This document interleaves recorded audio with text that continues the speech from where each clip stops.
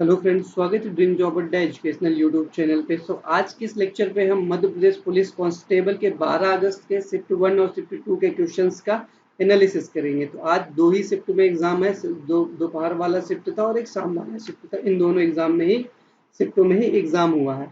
यदि आपको वीडियो पसंद आए तो चैनल को सब्सक्राइब कीजिएगा, वीडियो को लाइक और शेयर जरूर करिएगा। अगर इसकी आपको पीडीएफ चाहिए तो ये पीडीएफ हमारे टेलीग्राम चैनल ड्रीम जॉब अड्डा पर मिल जाएगी, तो आप वहां से जाके आप इसकी पीडीएफ को डाउनलोड कर सकते हैं। तो चलिए स्टार्ट करते हैं अपने पहले क्वेश्चंस को। तो पहला क्वेश्चन आपका आया था कि यूएई की पहली महिला जो अंतरिक्ष में गई है, तो यूएई की जो पहली महिला थी वो थी नूरा अल मातुसी। नूरा अल मातुसी, ये आप करंट अफेयर का क्वेश्चन था। देखिए सेकंड क्वेश्चन था रुक्मणी देवी किससे संबंधित है, तो रुक्मणी देवी जो है किससे संबंधित है। तो ऐसे क्वेश्चन बहुत ज्यादा आ रहे हैं। नृत्य से संबंधित क्वेश्चन 5 क्वेश्चन आए हैं नृत्य से संबंधित और उनसे पर्सनालिटी से। तो नृत्य से संबंधित के लिए हमने एक वीडियो ऑलरेडी बना के रखा हुआ है, जो कि आज तक 30 या 40 इंपॉर्टेंट क्वेश्चन है, जिसकी लिंक हम वीडियो में के डिस्क्रिप्शन में दे देंगे। तो वहां से जाके इस टॉपिक को आप कवर करेंगे और इस टॉपिक के अलावा जो भी वीडियो में है उससे बाहर एक भी क्वेश्चन आने के बिल्कुल चांस नहीं है। तो देखिए रुक्मणी देवी के संबंध है आपका भरतनाट्यम से संबंध है इनका। नेक्स्ट क्वेश्चन देखिए लोक नृत्य से बताएं ना, आपके 4 से 5 क्वेश्चन आ रहे हैं, 4 से 5 क्वेश्चन आए हैं। तो इसकी वीडियो की लिंक आपको डिस्क्रिप्शन में मिल जाएगी, तो वहां से आप देख सकते हैं सारे इंपॉर्टेंट जितने भी हैं उन सारों को। शास्त्रीय नृत्य हो गया, उनसे पर्सनालिटी हो गया, इन सबको डिस्कस किया गया है। देखिए एक क्वेश्चन आपका आया था जड़ फूल और फल से संबंधित, ये किस में आते हैं। तो हालांकि इसके ऑप्शन से ही समझ में आए कि ऑप्शन से ही इसको हम कर पाएंगे। देखिए नेक्स्ट क्वेश्चन आपका आया था S L R. S L R क्या होता है, तो देखिए इकोनॉमी जो होता है, इकोनॉमी से आपके 5 क्वेश्चन आए हैं। इकोनॉमी से आपके 5 क्वेश्चन आए, तो इस सब्जेक्ट को आपको पढ़ के जाना है। अगर आप कहेंगे तो इकोनॉमी के टॉप 100 क्वेश्चन की एक मैं वीडियो बना दूंगा। अगर आप लोग कमेंट आए कि सर बनाइए तो मैं उसकी बना दूंगा। तो कि एस एल आर के बारे में क्या जानते हैं कि क्या होता है। तो एस एल आर क्या होता है कि जमा का न्यूनतम प्रतिशत है। एस एल आर जमा का न्यूनतम प्रतिशत है, जिसे एक वाणिज्य बैंक को तरल नकदी, सोना या अन्य प्रतिभूतियों के रूप में बनाए रखना होता है। समझ गए एसएलआर क्या होता है। एसएलआर क्या होता है, जमा का न्यूनतम प्रतिशत होता है, जो कि एक वाणिज्य बैंक जो होगा जिसके पास तरल नकदी हो, सोना हो गया और जो भी और प्रतिभूतियां हो उनको बनाए रखने में होता है। यह मूल रूप से आरक्षित आवश्यक है, जिसे बैंकों से ग्राहकों को ऋण देने से पहले रखने की अपेक्षा की जाती है। बैंकों से ग्राहक को ऋण देने से पहले रखने की अपेक्षा दी जाती है। देखिए एसएलआर जो था ये बहुत इंपॉर्टेंट पॉइंट्स है कि ये आरबीआई के द्वारा तय किया जाता है। एसएलआर जो होगा आपके आरबीआई द्वारा तय किया जाएगा। यही देखिए सरकार मुद्रास्फीति को नियंत्रित करने और विकास को बढ़ावा देने के लिए एसएलआर का उपयोग करती है। तो ये क्वेश्चन और बनता है कि एसएलआर का उपयोग क्यों किया जाता है। तो सरकार जो होती है मुद्रास्फीति को नियंत्रित करने और विकास को बढ़ावा देने के लिए इस एसएलआर का उपयोग करती है। नेक्स्ट क्वेश्चन आया था श्वेत क्रांति से संबंधित है, दुग्ध क्रांति से संबंधित। जो श्वेत क्रांति है वो दूध उत्पादन से है, दुग्ध क्रांति है। ठीक है, यहाँ पर 2-4 और क्रांतियां देख लिया। हरित क्रांति का संबंध आपका खाद्यान्न उत्पादन से है। पीली क्रांति जो होती है इसका संबंध आपका तेल और तिलहन फसलों के उत्पादन को बढ़ावा देने, तेलों और तिलहन फसलों का उत्पादन देने से बढ़ावा से। ठीक है, नीली क्रांति, नीली क्रांति जो होती है इसका होता है मत्स्य उत्पादन की वृद्धि से संबंधित है। नेक्स्ट काली क्रांति, काली क्रांति जो है आपका पेट्रोलियम खनिज तेलों के उत्पादन को बढ़ावा देने से। तो इन चारों चीजों को भी आप याद करके रखिएगा। देखिए यक्षगान, यक्षगान नृत्य किस राज्य से है, तो ये कर्नाटका से है। आपको शुरू में ही मैं बता दिया हूँ जितने शास्त्रीय नृत्य है, लोक नृत्य की एक ऑलरेडी हमारी वीडियो बनी हुई है और बहुत ही अच्छे तरीके से बनी हुई है। आप उसको अगर देख लेंगे तो आपके दिमाग में बैठ जाएगी, जिसकी लिंक हम डिस्क्रिप्शन में डाल देंगे। तो आप ये हम उम्मीद कर सकते हैं कि नेक्स्ट शिफ्टों में भी आपका नृत्य से संबंधित क्वेश्चन आएंगे, तो आप उसको जरूर देखिएगा। देखिए नेक्स्ट क्वेश्चन था गंगा के बाद दूसरी सबसे बड़ी लंबी नदी कौन सी। तो गंगा नदी भारत की सबसे लंबी नदी है। उसके बाद दूसरी लंबी नदी आपकी गोदावरी नदी है। गोदावरी नदी जो है भारत की दूसरी सबसे लंबी नदी है। और ये गोदावरी नदी कहाँ से निकलती है, ये आपके महाराष्ट्र से। आपके महाराष्ट्र के से त्र्यंबकेश्वर निकलती है, महाराष्ट्र के त्र्यंबकेश्वर से निकलती है, महाराष्ट्र के त्र्यंबकेश्वर से निकलती कौन सी नदी?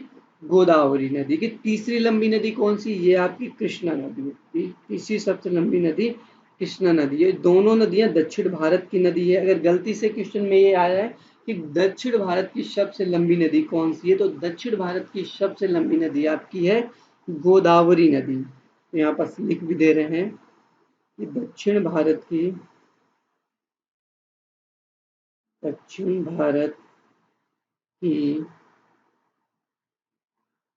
सबसे लंबी नदी, सबसे लंबी नदी ये आपकी हो जाएगी गोदावरी। गोदावरी जो है आपकी दक्षिण भारत की सबसे लंबी नदी है। देखिए नेक्स्ट क्वेश्चन आपके एक हड़प्पा से संबंधित क्वेश्चन आते हैं, तो हड़प्पा टॉपिक को आप अच्छी तरह से पढ़ के जाइएगा। देखिए हड़प्पा सभ्यता एक कांस्ययुगीन सभ्यता है, ये एक प्रकार की कांस्ययुगीन सभ्यता थी। इसके बारे में 2-4 पॉइंट आप ये भी लिख सकते हैं कि हड़प्पा जो था इसकी जो खोज की गई थी, हड़प्पा शहर की खोज की गई तो 1921 ईस्वी में सर जॉन मार्शल के नेतृत्व में दयाराम साहनी ने की थी। दयाराम साहनी, इस चीज को या इस पॉइंट को याद रखिएगा, जॉर्ज मार्शल के नेतृत्व में की थी हड़प्पा सभ्यता की खोज। देन सेकंड यहाँ पास एक शहर था मोहनजोदारो। मोहनजोदारो शहर जो था इसकी खोज हुई थी 1922 में, और किसने की थी? राखालदास बनर्जी ने की थी। राखालदास बनर्जी ने मोहनजोदारो की खोज की थी। नेक्स्ट क्वेश्चन है मृतकों का टीला। देखिए मृत उसको कहते हैं, मृतकों का टीला भी कहते हैं। ये भी एक इम्पोर्टेंट पॉइंट है कि मोहनजोदारो को मृतकों का टीला भी कहते हैं। देखिए अगला 10वां नंबर क्वेश्चन है ऑफ फायर पुस्तक के। देखिए एक बुक से एक क्वेश्चन आता ही आता है, इस चीज को याद रखिएगा। तो ये आपके थे Abdul Kalam. Wings of fire पुस्तक जो थे इसके जो आपके लेखक थे अब्दुल कलाम। अगर आप चाहते हैं कि हमें कुछ इम्पोर्टेंट जो है पुस्तक है उनके लेखक हैं उनके लिए एक वीडियो बनाए, तो आप ऑलरेडी कह सकते हैं कि सर इसके लिए आप एक वीडियो बनाए। तो देखिए नेक्स्ट क्वेश्चन पे चलेंगे। नेक्स्ट क्वेश्चन आपका हो जाएगा, देखिए रिवर्स रेपो रेट। बताया है कि इकोनॉमी से आपके 5 क्वेश्चन आ रहे हैं, तो देखिए रिवर्स रेपो रेट से क्वेश्चन आया था कि रिवर्स रेपो रेट होता क्या है। तो रिवर्स रेपो रेट दर वह दर होती है जिस पर किसी देश का केंद्रीय बैंक कौन है? आरबीआई। ठीक है, केंद्रीय बैंक जो होगा भारतीय रिजर्व बैंक है, आरबीआई है, वो देश के भीतर वाणिज्य बैंकों से पैसा उधार लेता है। ठीक है, वो देश के भीतर वाणिज्य बैंकों से पैसा उधार लेता है। ठीक है, देखिए ये एक मौद्रिक नीति का उपकरण है। रिवर्स रेपो रेट जो होता है ये एक मौद्रिक नीति का उपकरण है जिसका उपयोग देश में धन आपूर्ति को नियंत्रित करने के लिए किया जाता है। तो इस चीज को याद रखिएगा, रिवर्स रेपो रेट का उपयोग देश में धन आपूर्ति को नियंत्रित करने के लिए किया जाता है। देखो रिवर्स है, यहाँ वाणिज्य बैंकों से पैसा उधार लेगा, कौन लेगा? आरबीआई लेगा। ठीक है, नेक्स्ट क्वेश्चन आपका आया था कि भारत भवन कहाँ स्थित है? भारत भवन जो है मध्य प्रदेश के भोपाल में स्थित है। और भोपाल में कहाँ? ये आपकी श्यामला पहाड़ी में स्थित है। भारत भवन जो है आपका श्यामला पहाड़ी भोपाल में स्थित है। ठीक है, और एक चीज और याद करिए, ये कला के लिए का प्रमुख केंद्र है। ये कला का प्रमुख केंद्र है। भारत भवन का जो वास्तुकार है इसके क्वेश्चन आता है, कई बार रिपीट किया गया है कि चार्ल्स कोरिया जो है वो भारत भवन का वास्तुकार है। ये बहुत बार क्वेश्चन आया हुआ है। ठीक है, नेक्स्ट क्वेश्चन है आपका दृष्टि दोष से संबंधित एक क्वेश्चन आया था। तो देखिए मायोपिया और निकट दृष्टि दोष के, मायोपिया को ही निकट दृष्टि दोष कहते हैं या फिर निकट दृष्टि दोष को ही मायोपिया। क्या होता है निकट दृष्टि दोष में? क्या होता है कि कोई व्यक्ति जो होगा वो निकट की वस्तु को तो अच्छे से देखेगा लेकिन दूर की वस्तु को स्पष्ट रूप से नहीं देख सकता। तो देखिए यहाँ पर इस स्थिति में व्यक्ति के पास की वस्तुओं को तो देख सकता है लेकिन दूर की वस्तुओं को स्पष्ट नहीं देख सकता। तो ये आपका निकट दृष्टि दोष होता है। इसमें होता क्या है कि जो छवि बनेगी, इमेज जो बनती है रेटिना पे होने की बजाय रेटिना के सामने बनती है। ठीक है, रेटिना पे ना बन के रेटिना के सामने बनती है। और इसके लिए हम देखिए बस अवतल लेंस का उपयोग करते हैं, अवतल लेंस का प्रयोग करते हैं। निकट दृष्टि दोष को दूर करने के लिए हम अवतल लेंस का प्रयोग करते हैं। यही दूर दृष्टि दोष हाइपरमेट्रोपिया जो होता है इसके लिए क्या होता है, देखिए इसमें क्या होता है, दूर हाइपर यानी कि दूर की वस्तु को तो देखेगा लेकिन निकट की वस्तु को नहीं देख पाएगा। दूर दृष्टि में इस स्थिति में व्यक्ति दूर की वस्तुओं को तो देख सकता है लेकिन पास की वस्तुओं को स्पष्ट रूप से नहीं देख सकता है। ये आपका दूर दृष्टि दोष है। दूर दृष्टि दोष में क्या होता है कि जो आपकी इमेज बनेगी, छवि जो बनेगी, रेटिना पे ना बन के रेटिना के पीछे बनती है। देखिए निकट दृष्टि दोष में रेटिना के पर न बन के उसके आगे बनती थी, दूर दृष्टि दोष में क्या बनती है, उसके पीछे बनती है।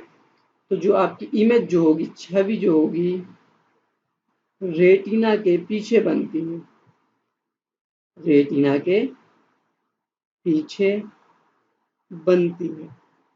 ठीक है, इस पॉइंट को आप लिख लीजिएगा। अब इसके लिए कौन से लेंस का, अभिसरण लेंस यानी कि उत्तल लेंस का प्रयोग करते हैं। उत्तल लेंस का प्रयोग करते हैं, इसको इस दृष्टि दोष को दूर करने के लिए हम किसका प्रयोग करते हैं, उत्तल लेंस का प्रयोग करते हैं। ठीक है, अब आपको कुछ इंपॉर्टेंट टॉपिक बताए दे रहे हैं, किन किन टॉपिक से फोकस किया गया है। ठीक है, देखिए मैथ के टॉपिक लिख लीजिए, जिन टॉपिक्स को मैथ्स में फोकस किया गया है, मैथ्स में किन टॉपिक से फोकस किया गया है देख लीजिए। देखिए सीआई जो होगा, कंपाउंड इंटरेस्ट के आपके 3 क्वेश्चन आए हैं, सीआई और एसआई एक साथ ही लेके चलिए। ठीक है, उसके बाद सिंप्लीफिकेशन, सिंप्लीफिकेशन के आपके लगभग 4 क्वेश्चन आए हैं। एज यानी कि आयु से संबंधित क्वेश्चन, मैथ और रीजनिंग एक साथ ही बताए दे रहे हैं। आयु से संबंधित क्वेश्चन जो आपके थे 3 क्वेश्चन थे। इसके बाद आपका जो क्वेश्चन आया था profit loss, profit and loss, percentage, in topic जो है डिविजिबिलिटी, डिविजिबिलिटी विभाजिता जिसे कहते हैं, इन टॉपिक को तो आपको कभी छोड़ के जाना ही नहीं है। ठीक है, इन टॉपिक को आपको छोड़ के जाना नहीं है। एनालॉजी से क्वेश्चन आए थे, एनालॉजी हो गया, सीरीज हो गया, सीरीज हो गया, सिलोज में से भी क्वेश्चन आपके बने हैं।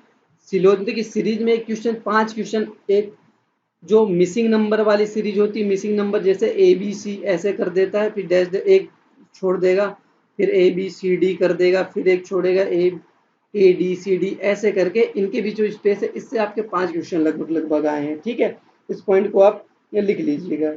इनकोडिंग डिकोडिंग से आए, डिकोडिंग इनकोडिंग से क्वेश्चन आए हुए हैं। तो इसके ज़्यादा टफ क्वेश्चन नहीं आए, इजी क्वेश्चन आए। इनको अगर आपको बेसिक भी आता है ना तो आप 65 में 55 टू 60 आराम से क्वेश्चन कर देंगे। ठीक है, 55 टू 60 क्वेश्चन को आराम से कर देंगे। एक चीज़ और, साइंस के पोर्शन में जो आपका साइंस है इसमें सर्वाधिक बायो के क्वेश्चन आए हैं।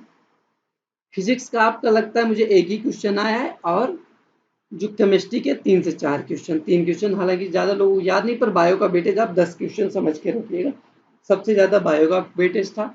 जीके में बताई दी, इकोनॉमी का सर्वाधिक वेटेज था, 20 नंबर की जीके है। 20 नंबर की जीके में आपके 5 तो इकोनॉमी के ही आ गए हैं, 3 से 4 आपके करंट अफेयर हो गए, तो 10 क्वेश्चन तो ऑलरेडी यही हो गए। ठीक है, बाकी स्टैटिक जीके में बाकी जितना भी सब्जेक्ट बचा हुआ है वो आया हुआ, उसमें भी आपके नृत्य के 5 क्वेश्चन आ गए भाई, आर्ट एंड कल्चर के 5 क्वेश्चन आ गए। तो आपके कितने क्वेश्चन बचे, 5 ही क्वेश्चन बचे हैं। हिस्ट्री के एक आ गया, तो इन 2 टॉपिक को अगर कवर कर लिए हैं जीके के लिए, आर्ट एंड कल्चर और सेकेंड इकोनॉमी, ये 2 सब्जेक्ट आपके लिए बहुत बेनी। आर्ट एंड कल्चर तो आपका सिर्फ एक ही टॉपिक है जो एक ही 2 वीडियो में काम हो जाएगा। तो चलिए, थैंक यू।